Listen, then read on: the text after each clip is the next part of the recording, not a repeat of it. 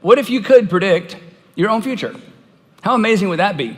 The good news is most of you have gotten really close before to predicting your own future. Here's how I know that, because at some point in your life, you have had this thought, or you've uttered this statement under your breath, or perhaps you forgot what you were doing and you said it out loud in front of someone. And here's the statement that lets you know that you have gotten closer than you think to predicting your own future. You said this, thought this, or muttered this: I should have seen this coming. I should have seen this coming. I should have predicted my own future. And all of us have had these seasons where we find ourselves in a mess. And when the mess finally hits us in the face, and when the mess is kind of all over the room, and when the mess is like upon us, we think to ourselves, we think back, we begin mentally to connect all of those dots, and we conclude, I don't know why I'm surprised. I should have seen this coming. It's just so obvious. I should have seen this coming. Now, here's something that you have said out loud, not about yourself, but about someone else. And this is how we know that we can actually, even if we don't want to predict our future, we know how to predict other people's future, right? You've said this. You should have seen this coming. You should have seen that coming, right? I mean, you've said this to friends, maybe a roommate. If you, hopefully not your spouse, you hope somebody else would say that, right? Because this isn't a good night, in a marriage when you say this. But you have friends that are making decisions, and it's like you're watching a train wreck in slow motion. You're watching people come down two sidewalks to a corner, and they're about to collide. You can see what's about to happen, and you've tried to say something. We're going to talk about that in week 4. Or somebody else has tried to say something to them, and then finally, what everybody knew was inevitable finally happens, and they're so shocked. Like, I can't believe he broke up with me. Really? He has been breaking up with you for 3 months. Everybody knew he was breaking up with you, but you. I don't know how I got this much debt. Oh, really? Everybody that knows you, this is not a mystery to anyone but you. And you were able to predict their future. But here's the question, and here's the mystery, here's what we're going to talk about. Why is it that you can see what they can't see? And why is it that they can see what you can't see? And then there's this, because this is sort of the crazy part of this. Sometimes we do see, and we just don't look. Sometimes we kind of know where this is headed. Sometimes we sort of know physically where this is headed, financially, professionally, academically, with a friend, a fiance, morally where this is headed, spiritually where this is headed, whatever it might be. We kind of know, and every once in a while somebody drops a hint or two, and every once in a while circumstances drops a hint or two, and instead of facing it, oh no, look where I'm headed, we instead just sort of look the other way and refuse to look. And then when we finally arrive at the destination, we act so shocked and surprised. But the truth is, you kind of saw this coming. You kind of knew. You have the ability, I have the ability, in more cases and in more instances and in more arenas of life than we want to admit, that we can in fact predict our own future. Now, in terms of why we're so prone to do that, we're going to get to that in week 3. We're going to talk about that later. But first, I need to give you some bad news and a little bit of good news, okay? And this actually might explain why you're experiencing what you're experiencing in life today. And this will also discourage you, and you will be tempted to turn off the computer, the television, or just get up and leave. So don't leave early. But here's kind of gently give you the bad news. Most of your personal problems cannot be fixed. Yeah, I didn't think I would get like, oh, that's great. Yeah. Most personal problems cannot be fixed. And here's why. This is super important. You fix a car. You fix a computer. You get the oven fixed. You get the lawnmower fixed. You get dogs fixed. That's a completely different thing. You get all kinds of things fixed. And when you finish getting the car fixed or the computer fixed, they're as good as new, right? They're as good as new. It's like they're almost brand new. It's like it never even happened. If you've taken your car in because something, you've hit a deer or something flew up on the highway and hit your car, and you take it in, they fix it.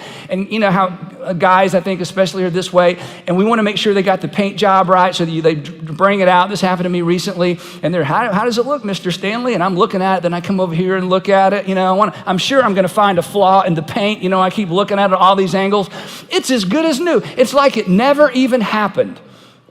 I don't need to tell you this, but in light of where we're going, I'll say it anyway. You're not like a car, and you're not like a computer. Okay, your computer has memory, but you have memories. You are more complex. We are more complex. God made us, we've been created more complex than something that can simply be plugged in and unplug. Now, and in terms of our personal problems, we can cope with them. We can overcome them. We can leverage them to teach our children later. We can always just serve as a bad example. We can decide not to repeat. But our past is our past. And it follows us around, and it's part of our story for the rest of our lives. So that's the bad news, that you can't really fix a problem the way you fix a car or computer. It's not like it's fixed and you're as good as new, and it's never gonna affect you again. You're more complex than that, and that's good. That's a good thing. But here's the good news, and here's where we're going for the next few weeks. The good news is most personal problems can be avoided. And this series is about avoiding what can be avoided so there's less to cope with later. It's about avoiding the things that can be avoided because there's enough pain in life that can't be avoided. Why in the world would we bring extra upon ourselves unnecessarily? And at the center of this entire series is a single principle. It's a single principle that I call the principle of the path, and I'm going to give you the principle of the path at the very end of the message today. But first, I want to talk a little bit about this word because this is very important for where we're going. And as intuitive as a lot of this is, again, sometimes we just need to hear it, and we need to hear it said in a way that we've never heard it said before so that we can acknowledge what's actually going on in our lives and not continue to pretend. Principle of the path. First, a few words about a principle. A principle is not a rule that you follow. A principle is not a rule that you follow. Actually, a principle follows you. Principles follow you around everywhere you go, even when you're not aware of them. A principle is not something that you choose to apply. In fact, the difficult thing about a principle is a principle applies itself to you even when you're not aware of it. And principles are very, very, very sticky. They will stick to you regardless of when you know, regardless of whether or not you know they're there or what's going on. And a principle, and this is where we're going a little bit today, a principle is not a law or a rule that you can break. But if you ignore certain principles, principles will break you.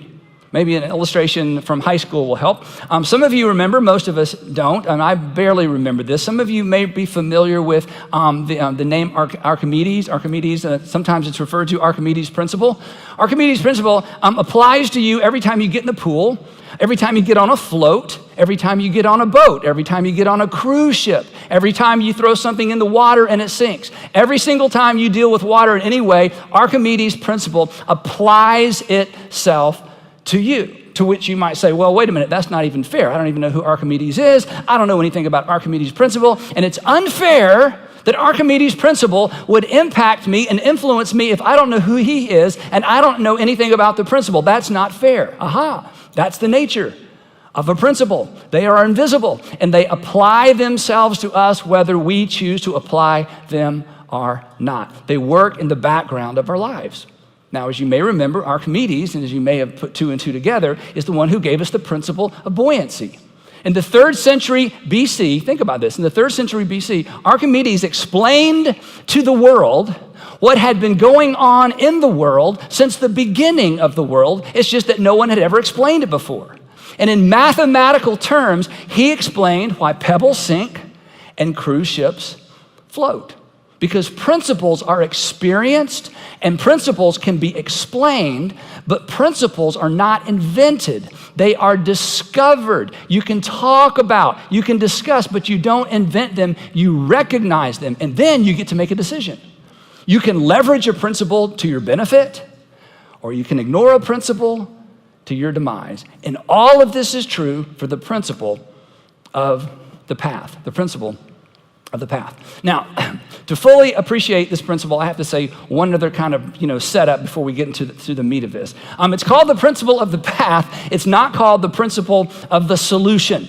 And there is a difference between a path and a solution. When you are lost, you do not pull over and ask for a solution. You pull over and ask for directions. When Waze takes you to a parking garage and you're thinking, I don't think this is where I'm supposed to be, you don't call the person whose home you're about to visit or whose office you're about to visit and say, hey, I need a solution. You say, I need directions. Because when you're lost, we need to know where we are and we need to know how to get to where we want to be. And, you know this, there is no instant fix and there is no instant solution for being lost. We get to where we need to be we get to where we should be the same way we got to where we shouldn't be. This is something we don't like and we don't like to acknowledge. So I'm going to read it again. We get to where we should be financially, in your marriage, with your kids, with your parents, academically, whatever it might be, professionally. We get to where we should be actually the same way we got to where we shouldn't be. And we get there not through a solution. We get there through direction. Now, all over the country this week, and all over the world probably this week, people will go to see a pastor or to see a counselor or a psychiatrist, and they will go to see the pastor or counselor or psychiatrist, and they will go in there with problems that they want the counselor or the pastor to fix. They'll say, here's what's going on in my marriage. Tell me what to do. Here's what's going on with my kids. Tell me what to do. Here's what's going on financially. Tell me what to do. Here's what's going on at work. Here's what's going on morally. Here's what's going on in terms of my addiction and my chemical addiction. Here's what's going on. I need a solution. I want to be fixed. But the truth is, and every wise pastor and counselor knows this, even though we don't hear this, is that there's no fix, because these are problems that can't be fixed. We don't need to be fixed. We need a direction to be changed. We need to change directions. And most people who go to someone for advice or counseling, in fact, someone has come to you recently perhaps, and they need some advice and they're looking for a fix. What do I do? What do I say? What do I do? What do I say? And even though you didn't have this terminology, intuitively you know there's nothing you can do and there's nothing you can say. There is no fix for this. You're not made that way. You need to move and to live in a different direction. These are people who are living in the wrong direction. Now, if I can just be personal, some of you may be living in the wrong direction. And the interesting thing about living in the wrong direction and the interesting thing about the principle of the path is this. You can be living in the wrong direction and be happier than you've ever been before. You can be living in the wrong direction, moving in a direction that will take you where you don't want to be and have no idea. I mean, isn't it true that when you're driving and you get lost, you're not sure exactly the moment that you became lost? You discover you're lost long after you've been lost and gotten lost. You didn't need it. I mean, if it didn't work that way, it would work this way. 30 yards past the line of not being lost, you would realize, oh, I'm lost. And you would just back up 30 yards. Unlost, lost, unlost, lost, unlost. Wouldn't it be great if it worked that way? But by the time you realize you're lost, it's too late. You are lost. And so it's possible that you, and this is why I'm so glad that you're listening or watching or here today, it's just possible that you are lost, that you are moving and living in the wrong direction, and you don't know it because the consequences of your decision haven't settled in yet. And then when you discover it, you're going to want to fix, you're going to want a solution. And the wise people around you are going to say, you don't need a fix or a solution, you need to change direction. Because you basically get to where you need to be the same way you got to where you shouldn't be. Now, the other thing is you may be living in the wrong direction and things aren't going all that well. They were for a while. She's the greatest, he's the greatest. This is the dream job. I know it's not exactly ethical, but it's all going to work out. People do this all the time. And you were just so happy and you convinced your friends and your parents and your roommate and everybody and kind of looked at you funny, but you got it all figured out. You were going to manage the consequences. You're going to manage the outcomes, and things were great. And people were actually kind of jealous because, have you seen that guy she's with? I mean, it was all good. And now it's starting to get a little wobbly. Now it's not quite so much fun. Now there seems to be problems. And you're thinking, I need to get this fixed. I need to get this fixed. No, you're living in the wrong direction. And here's the good news. If you change direction, things will eventually change. Now, no surprise, and this shouldn't come as a shock, Jesus actually talked about this. Wow, yeah. 2,000 years ago, that book that you haven't picked up in a long time, perhaps, the last one you saw was on your grandmother's coffee table, and she said, don't put anything on top of it. Don't read it, but don't put anything on top of it, because that's what we do with the Bible for many of us.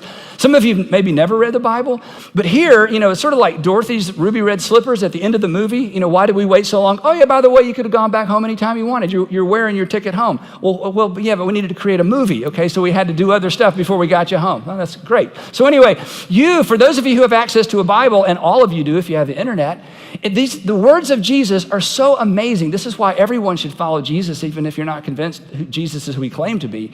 These words of Jesus are so powerful because he points to the principle of the path, but he does it in a different way. He does it in a parable. And he preaches a sermon that we call, in the Bible, it's called the Sermon on the Mount.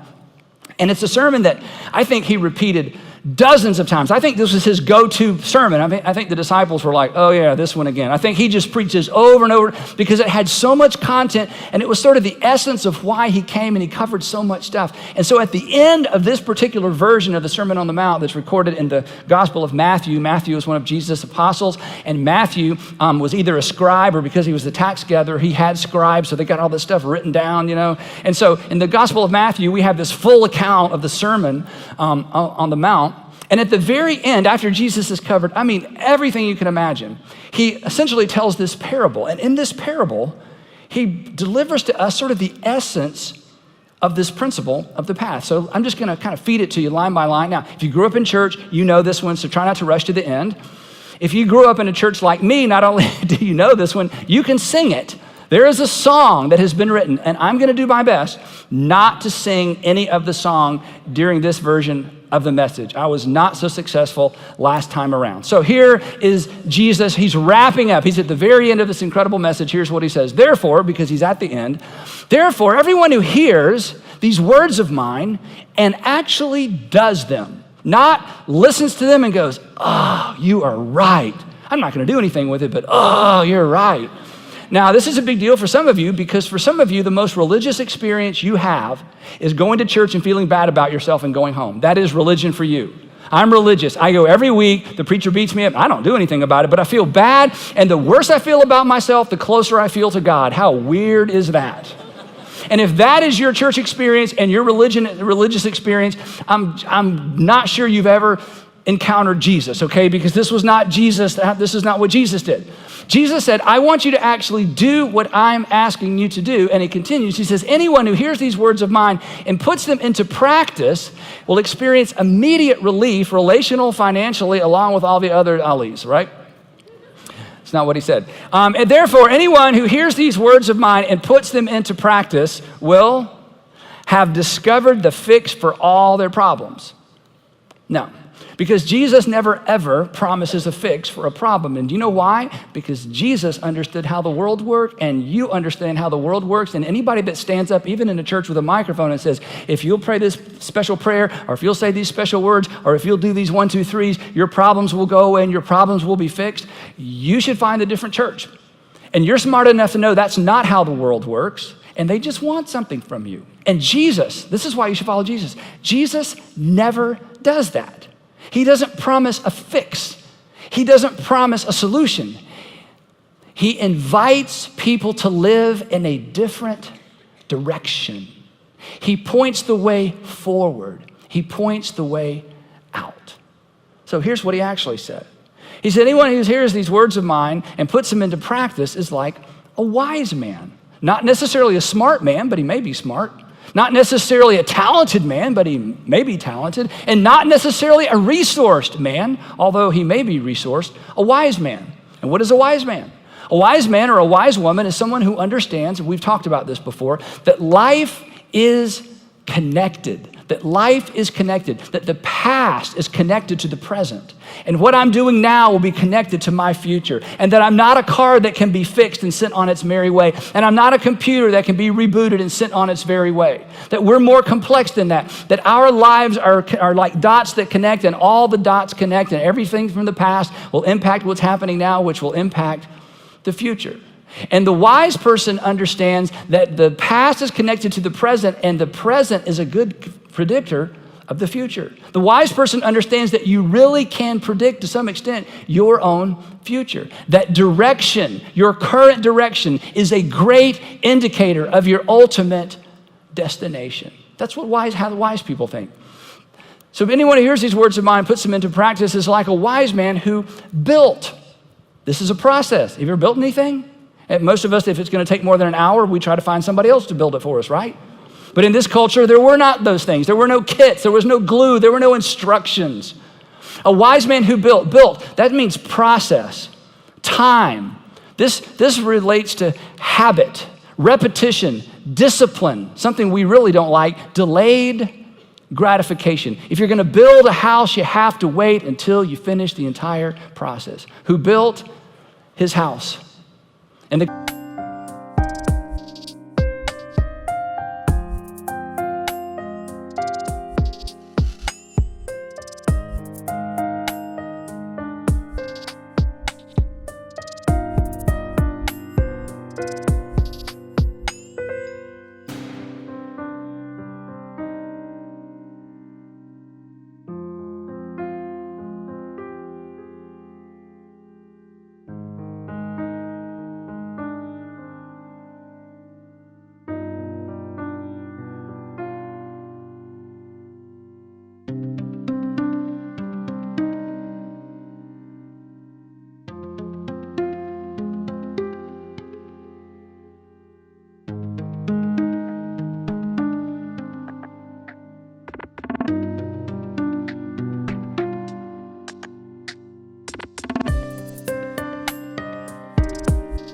context of this parable, a house is like a life.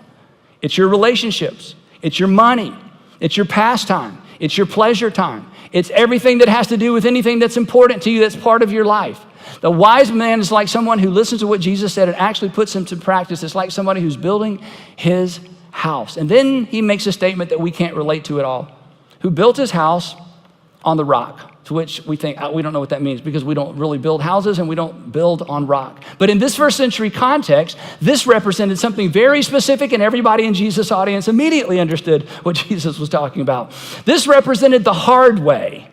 This represented the expensive way. This represented the time-consuming way. This represented the way where there would be no immediate return on the labor. This is the way that you go by the building construction site day after day after day after day, and it looks like nothing's going on when in fact a lot is going on. And then he tells us about a second character. You remember this if you've heard this story in church.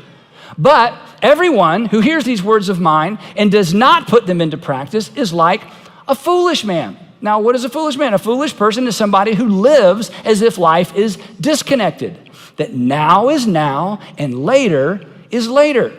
Now is now and later is later. The way that a foolish person thinks is this: I'm like an electronic device. If something goes wrong, I don't quit worrying, nothing's gonna happen. But if something happens, quit saying that to me. Nothing's gonna happen. I got this under control. I got this. Besides, I'm like an electronic device. If something happens to that relationship, if something happens in my relationship with my daughter, if something happens in my marriage, if something happens financially, if these things happen that you think are gonna happen, although they're not gonna happen, I'm like an electronic device. All I have to do is unplug myself, count to about 10, then I plug myself back in, and I reboot, and I start over, and I'll be fixed, and I'll be fine.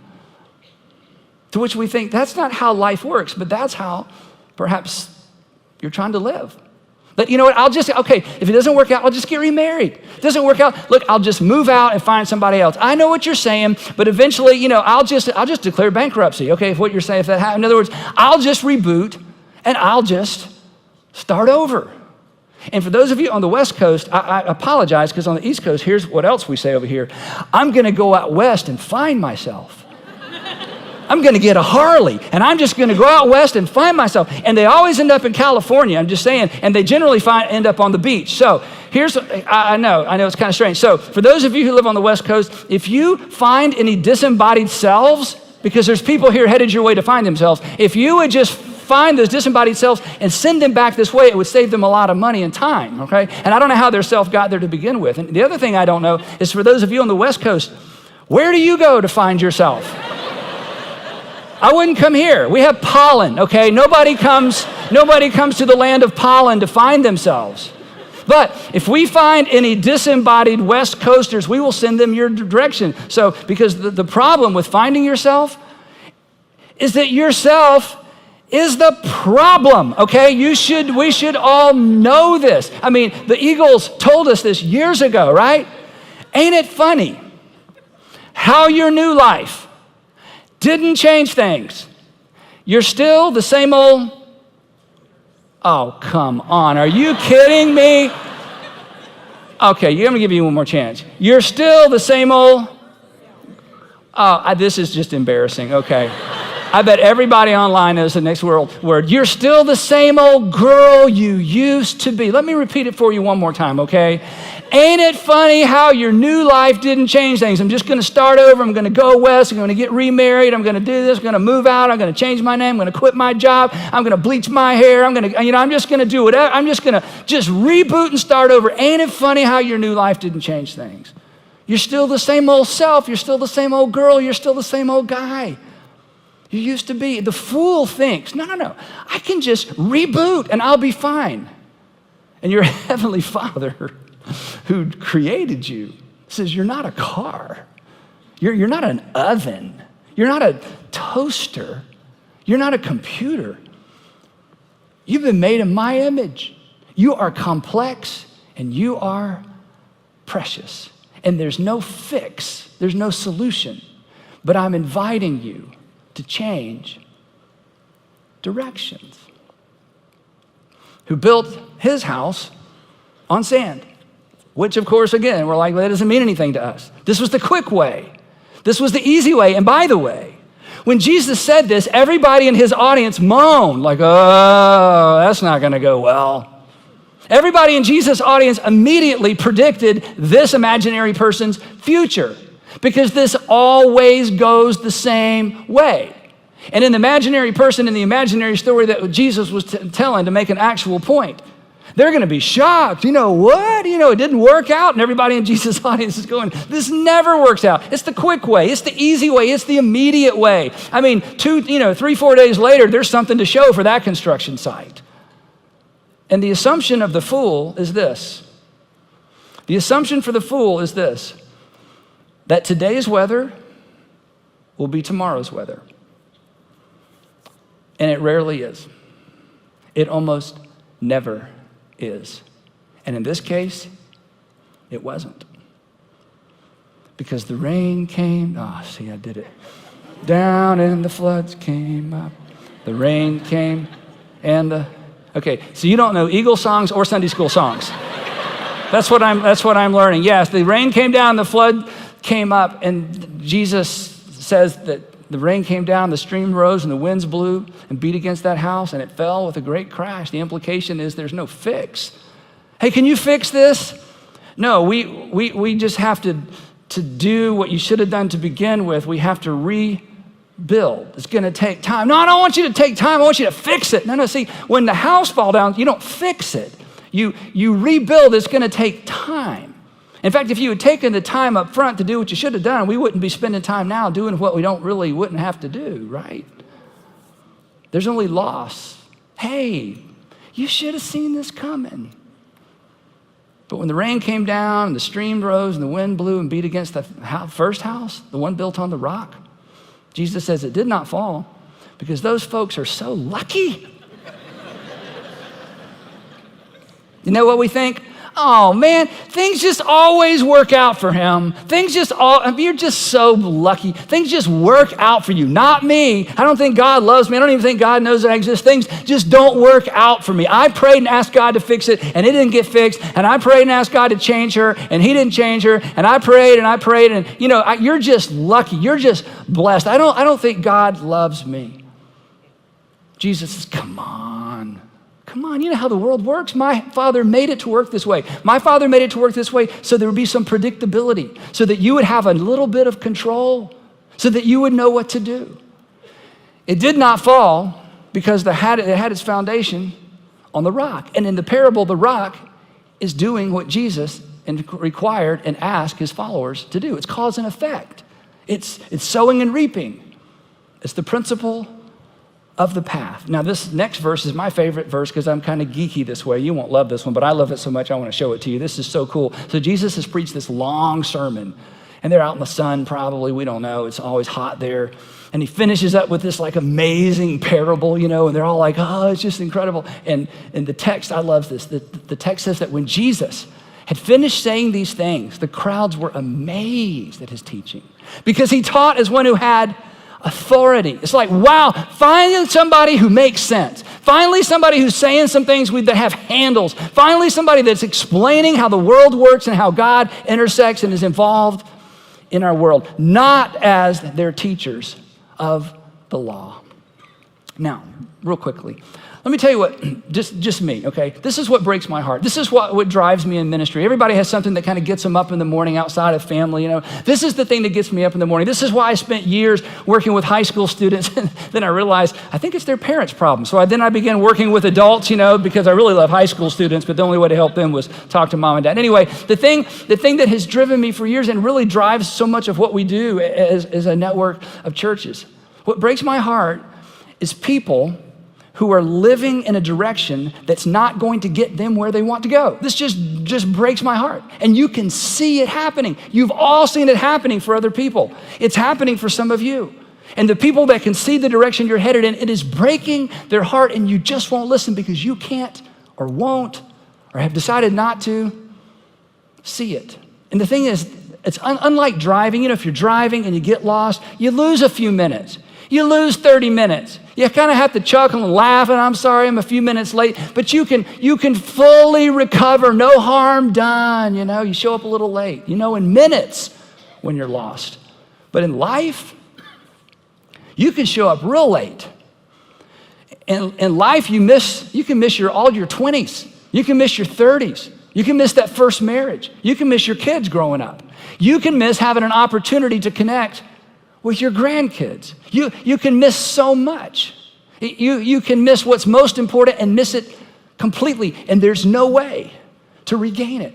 So when I see, just like when you see someone who's living in the wrong direction, and they're happy, and they're smiling, and they're convinced, but you know, it's just heartbreaking. And just so you know, it's heartbreaking to me, not because you are or aren't a Christian. It's just heartbreaking to me because you're a human being who has one life to live. And here's what's extraordinary. Your Father in heaven, even if you don't recognize him as that, your Father in heaven cares so much about that. He sent his Son into the world so that we could know what God is like. And Jesus said, okay, I'm giving it to you slow, line by line. If you will just follow me, if you will follow me, it's like you're building your life on something that will last. Because the truth is, and you know this, right? We can't wish our way, and we can't talk our way, even though we try, and we can't even pray our way back in time to recapture the lost years, the lost seasons of our life. We can't pray and talk our way back to that moment in time where we took the wrong turn and started living in the wrong direction. So, here's the principle of the path. It's so simple. We're going to talk about it for the next 3 weeks. The principle of the path is simply this, that direction determines destination. Direction determines destination. The best way to predict your future is to pay attention to where you're headed. The best way to predict your future. You have the ability to predict your future by paying attention to where you're headed morally, financially, spiritually, academically, relationally, with important relationships. You have the potential to predict your future because of the principle of the path that will apply itself to you whether you choose to leverage it and apply it or not. About 3 years ago, I'm sitting at an intersection in the town I live in, and it's 4 lanes. 2 lanes are going to go straight. We're at a traffic light. I'm about 50 yards back from the traffic light, big intersection. 2 lanes waiting, and then there are 2 turn lanes to my left. I'm in this lane. I'm still. Over to the right of me is another car that's still. I'm in my pickup truck, so I can see pretty well. And the arrow turns green, and so these 2 lanes, they start moving. These 2 lanes, we're sitting still waiting for the light to turn green. And these 2 lanes are flying. I mean, you know how it is. It's like, I got to get to the green light. I got to get to the green arrow quick. I mean, they're just flying. And in my periphery, and what I'm about to describe took place in seconds. It takes way longer to tell it than for it to have actually happened the way it happened. It takes longer to tell it than it did to happen, I should say. I see some movement, and I look, and there's a drugstore, and out of the door of the drugstore and across the parking lot come running these 2 teenage girls, and they have bags, and quickly I realize They're going to try to get across the traffic, across these lanes instead of going up to the intersection and waiting to cross properly. And they're running, and what they see are two rows of stopped cars. What they can't see are these other two lanes that are flying, trying to get up to the green arrow. And this happens in seconds. And I watch as they run, not in front of my truck or in front of the car in front of me, but they run in front of the car in front of them. And I mean, you could just see it happening. And they both run right out in front of a green Dodge Ram pickup truck who hit them both at the same time and sent their bodies flying through the air. I've never...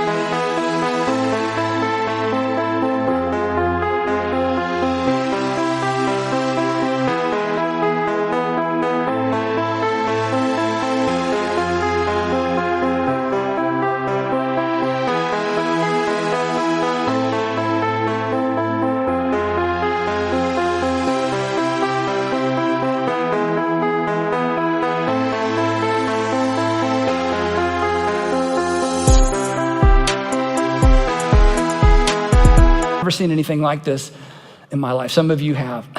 The pickup truck stops.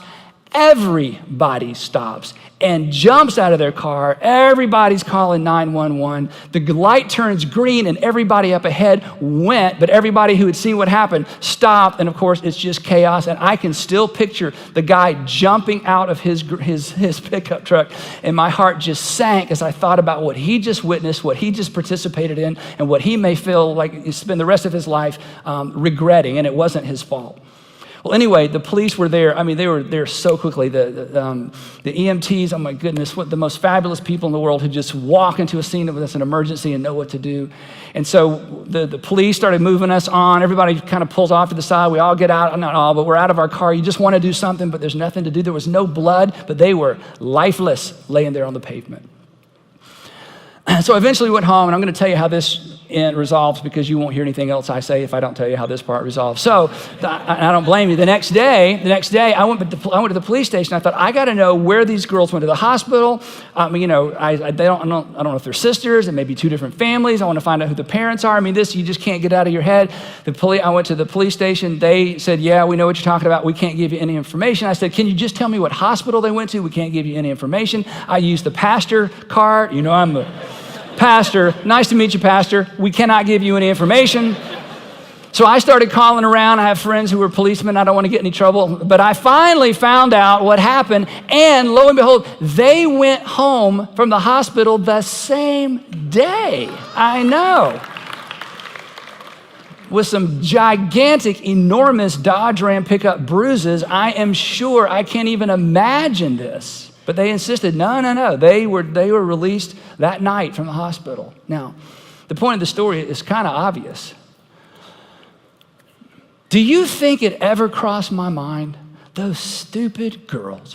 Why? They're breaking the law. They should go up the sidewalk and wait like everybody else. And you know what? Well, that's what happens.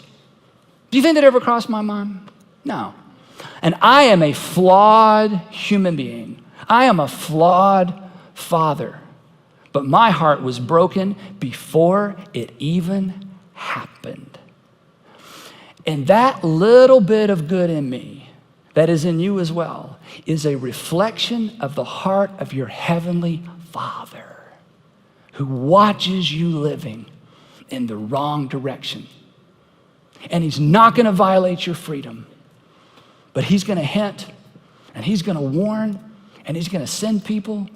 And enough's going to go bad that you're going to finally begin to wonder. And then lo and behold, he's got you listening to me. And he loves you. And this is why the invitation at our church is the invitation Jesus extended in the first century. And it's a one-word invitation. And it's not believe. And it's not change, and it's not stop, and it's not fix it. It's follow. Jesus, I just want you to live the way I've taught you to live. And if you do, you'll build an enduring home. You'll build an enduring life, because following Jesus will eventually, not initially, not immediately, following Jesus will eventually make your life better, and following Jesus will eventually make you better at life. And Jesus offered a better life. He called it eternal life. And the reason he called it eternal life is not because you die and go to heaven. He called it eternal life because when you embrace Jesus as who Jesus claims to be, in that moment, your life is placed within the context, not of birth and death, but in the context of eternity. And then, who would say that? I mean, who would make such an offer? Then he authenticated his offer by laying down his own life and taking it back up again. Here's what I know about you. You're going to end up somewhere in life, right? There's a destination somewhere, relationally, in your marriage, with your kids, financially. There's a destination. Everybody ends up somewhere in life. I want you to end up somewhere on purpose. I want you to live in the right direction. And if you follow Jesus, not only will you end up somewhere on purpose, you will end up somewhere with a purpose. And when you end up somewhere with a purpose, you will have a satisfying life. The principle of the path. Direction determines destination. So we're going to talk about living in the right, different, better direction. We'll pick it up there next time.